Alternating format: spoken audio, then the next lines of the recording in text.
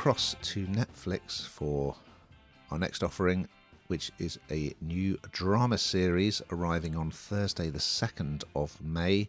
It's called A Man in Full, and here's a clip. When you die, will people notice?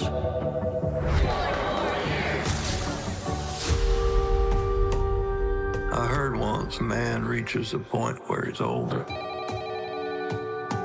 That ain't the tragedy.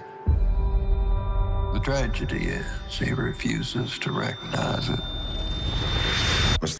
Yeah, so this is an adaptation of Tom Wolfe's 1998 novel, A Man in Full. And it's pacey. I said the last thing was pacey. This is pretty pacey too. So it's 6 parts, and it all revolves around this guy called Charlie Croker, who's played, as you said earlier, by Jeff Daniels.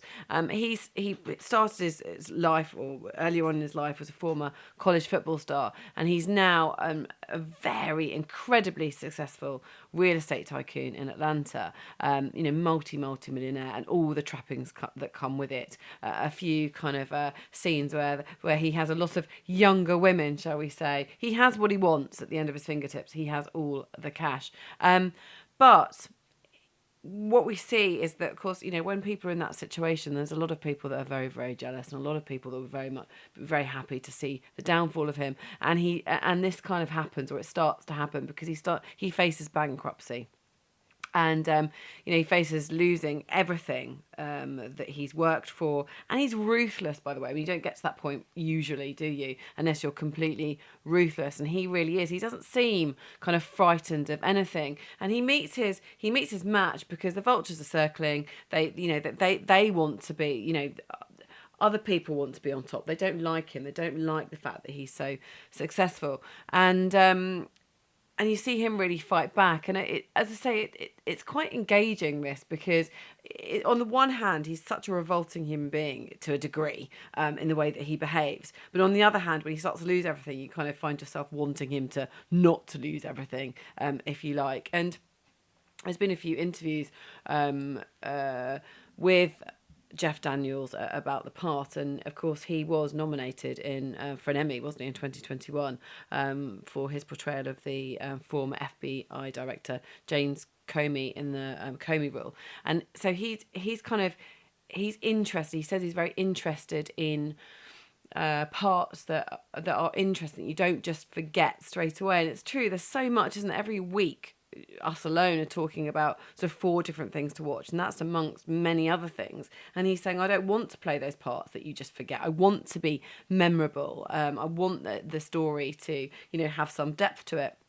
Also in here we've got Lucy Liu. If Lucy Liu's in it, it's going to be good too. And it's just got a real kind of it's got a real energy to this. I really enjoyed it, actually. What did you think, Ian? I did enjoy it. It's quite Trumpian, isn't it? Because about sort of someone whose business empire is in hot to the banks. There are also sexual allegations floating about, a lot of excess, and it's also been compared to the series Succession, about the media mogul played by Brian Cox.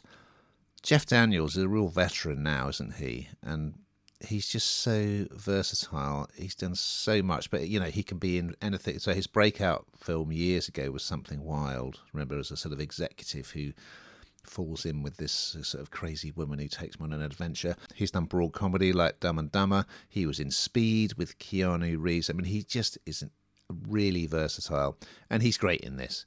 He's having a good time as Charlie, who is, he's a bully, really. He's a dreadful man with a trophy wife and a southern drawl. Yeah, it's just kind of everything is falling apart.